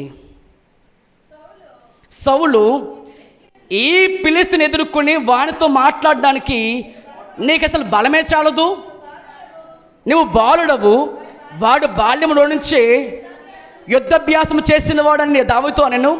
అందుకు దావీదు సౌలు తిట్లని చెప్పాను, మీ దాసుడునైన నేను నా తండ్రి అన్న గొర్రెలను కాయచుండగా సింహమును ఎలుగుబంటియు వచ్చి మందలో నుండి ఒక గొర్రెపిల్ల ఎత్తుకుపోవచ్చుండగా నేను దాన్ని తరిమి చంపి దాని నోటి నుంచి ఆ గొర్రెపిల్ల విడిపించి అది నా మీదకు రాగా దాన్ని గడ్డం పట్టుకొని దాన్ని కొట్టి చంపితిని. మీ దాసుడనైనా నేను ఆ సింహాన్ని ఎలుగుబంటి చంపితిని. జీవము గల దేవుని సైన్యము తిరస్కరించిన ఈ సున్నత లేని ఈ ఫిలిష్తీయుడు వాటిలో ఒకటివాడు అగునని సింహం యొక్క బలం నుంచి ఎలుగుబంటి యొక్క బలం నుండి రక్షించిన యెహోవా ఈ ఫిలిష్తీయుని చేతి నుండి నన్ను విడిపించునని చెప్పగా అందుకు సౌలు పొమ్ము, దేవునికి తోడుగా ఉన్నాడు. బిగ్గరగా స్తోత్రం చెబుదాం అందరూ కూడా. హల్లెలూయా. ఇక మూడవ మాట, దేవుడు నీ జీవితంలో ఏం చేశారో అది సాక్ష్యంగా చెప్పగలగాలి. హల్లెలూయా, హల్లెలూయా. నీ విశ్వాసము సింహం వచ్చిందండి, తుఫాన్ వచ్చిందండి, ఎలుగుబంటి వచ్చిందండి అనే దానిపై కాదు, దాంట్లో నుంచి నేను దేవుడు ఏ విధంగా తప్పించాడు. కొంతమంది ఐసీయూలోకి వెళ్ళి బయటకు వచ్చిన వారు ఉన్నారు. కొంతమంది పాపబంధకుల్లో పడి ఒకప్పుడు సిగరెట్ మానలేరు, త్రాగుడు మానలేరు, వ్యభిచారం మానలేరు, ఎన్నో పాపాలు చేసినా ఎన్నో కట్టుకున్న ఏం చేసినా కానీ మారని వారు యేసు ప్రేమతో మారారు. అది గొప్ప సాక్ష్యం కావాలి. దావీదు పైన దావీదుకి అసలు అక్కడ యుద్ధంతో పని లేదు, మామూలుగా వచ్చాడు అక్కడికి అంతే. నాన్న చెప్పిన మాట బట్టి జున్నుగడ్డలు ఇవ్వడానికి వచ్చాడు అక్కడికి, కానీ అక్కడ యుద్ధం జరుగుతుంది. తన దేవుని దూషించబడుతున్నాడు, రోషం వచ్చింది. పిల్లోడే, చిన్నోడే, బాలుడే, ఆయనకి రోషం తగ్గలే. అప్పుడు ఏం చేశాడంట, సౌలు కానీ అతని అన్నలే కానీ చాలా విపరీతంగా అణిచివేస్తే అతని విశ్వాసం అణిచివేస్తున్నారు. నువ్వు వెళ్ళలేవు, నువ్వు బాలుడవు, చిన్నపిల్లాడువి, నీ ప్రార్థన దేవుడు, నీ వాక్యం అనుకున్నారు. కానీ ఏం జరిగింది, అదే బాలుడు చేత దేవుడు గొప్పగా వాడుకొని తన రాజుముని సింహాసనం దేవుడు ఎలా హెచ్చించుకున్నాడో మన జ్ఞాపకం చేసుకుంటే ఆ సాక్ష్యం చెప్పగలగాలి.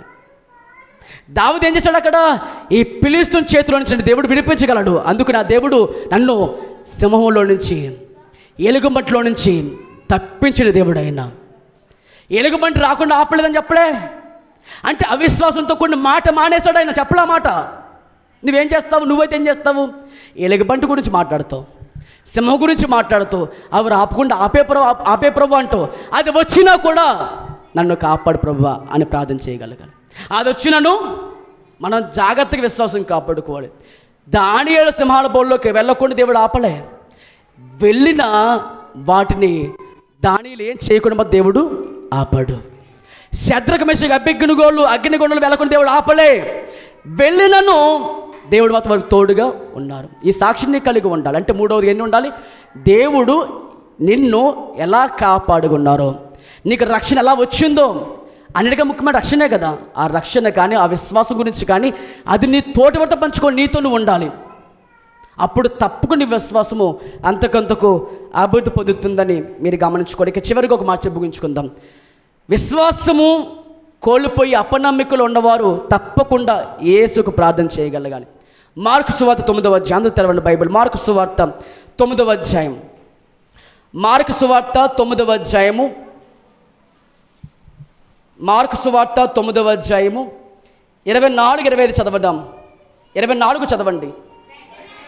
వెంటనే ఆ చిన్నవాని తండ్రి, నమ్ముచున్నాను, నాకు అపనమ్మిక ఉండకుండా నాకు సహాయం చేయమని బిగ్గరగా చెప్పాను. ఎవరికి చెప్పుకున్నాడు ఆయన? మీకు తెలుసు కదా ఈ మాట, ఈ సందర్భం తెలుసు అందరికీ. ఒక మోగ చెవిటి దయ్యం పట్టుకున్న ఒక బాబు ఉన్నాడు. చిన్నప్పటి నుంచి కూడా ఆ వ్యక్తిని ఆ దయ్యం పట్టుకున్న సమయంలో అగ్నిలో పడిపోతాడు, నీళ్ళలో పడిపోతాడు. ఏం చేస్తాడో అతనికి అర్థమవుదు. అలాంటి ఘోరమైన వ్యాధితో బాధపడుతున్నాడు. ఆ బిడ్డ కాస్త ఎవడైపోయి పెద్దవాడైపోయాడు, కానీ ఆ వ్యాధి పోలే. ఎంతమంది దగ్గర తిప్పుకున్నారు, ఎన్ని సాధ్యమవ్వలే, ఎన్ని చేసినను సాధ్యం కాకపోగా శిష్యులందరి దగ్గర తీసుకెళ్ళాడు. అయ్యా నా బిడ్డను బాగు చేయండి అనగానే కూడా వారు ఏం చేయలేకపోయారు. వారు ప్రార్థన చేస్తారు, యేసును వెళ్ళగొట్టారు, కానీ ఏమో వారి జీవితంలో కార్యం చూడలేకపోయారు. అప్పుడు ఆ తండ్రి బాధలో ఉన్నాడు, నిస్సహాయ స్థితిలో ఉన్నాడు. అలాంటి సమయంలో అప్పుడు యేసు ప్రభువు దగ్గర తీసుకురమ్మన్నాడు. ఏమైంది అనగానే, నా చిన్నప్పటి నుంచి, నా బాబు చిన్నవాటి నుంచి కూడా, బాల్లో నుంచి కూడా వాడు ఎలా బాధపడుతున్నాడు అయ్యా, ఇతని దయ్యం ఎంతగా విలవెల్లాడేస్తుంది అని చెప్పగానే యేసు ప్రభువు ఒక మాట అన్నారు. ఆ వ్యక్తి ఏమన్నాడంటే, ఒకవేళ శిష్యుల దగ్గర తీసుకెళ్ళి ఎవరి వల్ల అవ్వలేదయ్యా, నీ వల్లైనా అయితే నన్ను బాగు చేయి, నా బాబుని బాగు చేయమనగానే అప్పుడు యేసు ప్రభువు ఏమన్నారు? నమ్ముట నీ వల్ల అయితే నమ్మువానికి సమస్తము సాధ్యమే. నువ్వు నమ్ముతున్నావు, నువ్వు చేయగలవు, నమ్ముతున్నావు అనగానే ఎస్ నమ్ముచున్నాను, కానీ నాకు అపనమ్మిక లేకుండా సహాయం చేయి. సందేహం ఉన్నప్పుడు ప్రార్థన చేస్తున్న ప్రభువుని అడగాలి. ప్రభువా, నా జీవితంలో ఈ సందేహం ఉంది, నా జీవితంలో నేను నిజంగానే ఎంత ప్రేమిస్తున్నాను అనుకున్నాను, కానీ నువ్వు నన్ను ఎంత ప్రేమించావని దానిపై దృష్టి నేను పెట్టలేకపోయాను. ప్రభువా నన్ను క్షమించు, నాకు అపనమ్మిక లేకుండా సహాయం చేయ ప్రభువా. నాకు కావాల్సిన బంగారం కాదు, వెండి బంగారాలు కాదు, విశ్వాసమే కావాలి. విశ్వాసంగా మించిన ఆస్తి లోకంలో లేదు. కాబట్టి ప్రభు చెప్పిన మాట ఏంటి? మీరు విశ్వాసంలో భాగ్యవంతులు కావాలి. అది మనకి దేవుడిచ్చిన గొప్ప ఆస్తి. అది ఒకవేళ నువ్వు ఇంట్లో డబ్బులు లేకపోవచ్చు, నువ్వు అద్దెంట్లో ఉండవచ్చు, నో ప్రాబ్లం. నీ వృత్తి వ్యాపారం చిన్నవే కావచ్చు, నో ప్రాబ్లం. కానీ నీకు ఏముండాల్సిందేంటి? ఆస్తి, విశ్వాసము. ఆ విశ్వాసం ఒక్కడుంటే చాలు, నువ్వు దరిద్రుడైనా సరే పరలోకం తప్పకుండా చేరుతావు. గట్టిగా చెప్పులు కూడా స్తోత్రం చెప్పండి. ఒక విశ్వాసము ఉంటే చాలు. లాజరు ఆ విశ్వాసంతో బతికాడు. ఒంటి మీద ఉన్న వ్యాధి బట్టి ఆయన బాధపడలే. ఈరోజు నువ్వు కూడా గుర్తుపెట్టు, ఒంటి మీద ఉన్న వ్యాధి చూడొద్దు, యేసునే చూడు. నీ హృదయంలో ఉన్న బాధపై ఉన్న ముసుగు తొలగించు. యేసుపై కేంద్రం దృష్టి పెట్టుకో. ఆయనపై ఫోకస్ పెట్టు. Focus on Christ. ఆయనపై ఫోకస్ పెట్టు. ఆయన తప్పకుండా కార్యం చేస్తాడు. నీ విశ్వాసం కేవలం ఈ భూ సంబంధంగా ఉండద్దు. మొదట ఆయన నీతిని వెతుకు, ఆయన రాజ్యం వెతుకు, మొత్తం నీకేం కావాలి సమస్తమని చేస్తాడు. నువ్వు నమ్ముతున్నావా? నా దేవుడు నన్ను విడిచిపెట్టి దేవుడే మాత్రము. నువ్వు నిజంగా నమ్ముతున్నావా? మనుషులని విడిచిపెడతారు, ఆరోగ్యం లేకపోయినా విడిచిపెడతారు. నీ దేవుడు, నిన్ను పట్టుకున్న దేవుడు నిన్ను విడిచిపెట్టే దేవుడు అయినా కాదు. తల్లి గర్భములో పిండము ఉన్నప్పుడు నిన్ను అయినా చూచినవాడు.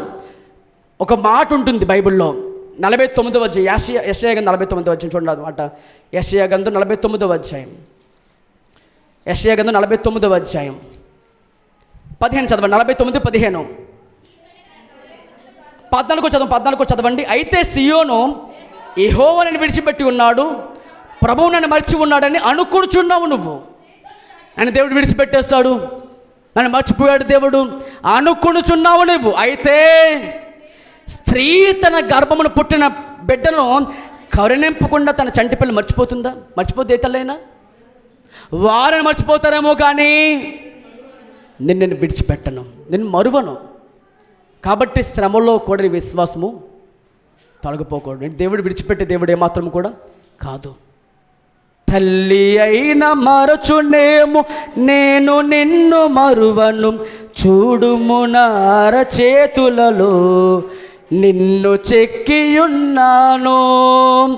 నీ పాదము తొట్టిల్ల నీయను నేను, నిన్ను కాపాడువాడు కునుకడు నిదురపోడు అని చెప్పి వాగ్దానం చేసిన సయ్యా తల్లిలా లాలించును, తండ్రిలా ప్రేమించును. హల్లెలూయా, హల్లెలూయా. కాబట్టి విశ్వాసము అంత ప్రాముఖ్యం. ఈ రోజున ప్రభువు కూడా చెప్పిన మాట అదే, నేను మరలా భూమి మీదకి వచ్చినప్పుడు విశ్వాసమును కనుగొనున్నా. ఇది చిన్న మాట కాదు, ప్రతి క్రైస్తవ జీవితంలో కాపాడుకోవాల్సిన ఆస్తిది. నీ జీవితంలో ఏం కోల్పోయినా పర్లేదు, కానీ ఈ ఒక్కట కాపాడుకుంటే కోల్పోయినవన్నీ మళ్ళీ తిరిగి పొందుకుంటాం. హల్లెలూయా. యోబు తన జీవితంలో అన్నీ కోల్పోయాడు, ఒకటి తప్ప, విశ్వాసము. ఎవరిపైన దేవునిపై ఉంచాల్సిన విశ్వాసం ఎప్పుడు కోల్పోలేదు ఆయన. అందుకనే కోల్పోయినవన్నీ మళ్ళీ తల్లి పొందుకున్నాడంట. ఈరోజు మీ జీవితంలో ఏమైతే నష్టపోయి ఉన్నారో తిరిగి పొందుకోవడానికి కావాల్సిన ఆస్తి, ధన్యత మీకు ఏంటి అంటే మనందరికి కూడా విశ్వాసం. అది మనం కాపాడుకోవాలి. ఇక చివరిదిగా మనం దేవుని వాక్యమును ఎప్పుడైతే కలిగి ఉంటామో విశ్వాసంలో వృద్ధి చెందుతాం. ఎందుకంటే ఆదాము హవ్వలు ఇద్దరు కూడా ఏమైపోయి ఉన్నారు? సాతాను మాటకు లొంగిపోయారు. హవ్వ ముఖ్యముగా ఆయన మాట నమ్మలేదు. ఆయన ఏమన్నారు? ఇది నిజమా? దేవుడు చెప్పిన మాట అంటే అన్ని పండ్లకు అగ్ని తినచ్చు, కానీ ఒకటి తప్ప. దేవుడు చెప్పిన మాట ఏంటంటే అన్ని పండ్లు తినండి, ఆ మంచిని చెడును తెలివినిచ్చే ఫలం మాత్రం తినద్దు. ఆ ఒక్క మాట దేవుడు చెప్పారు. ఇప్పుడు ఆ మాట మీరు ఏం చేయాలి? నమ్మాలి, నమ్మకూడదా? నమ్మాలి. కానీ ఏం చేశారు వీళ్ళు? ఆ మాట నమ్మక సాతాను చెప్పిన మాట విన్నారు. ఏం చెప్పిన మాట అది? ఇది నిజమా? ఈ మాట పట్టుకోండి.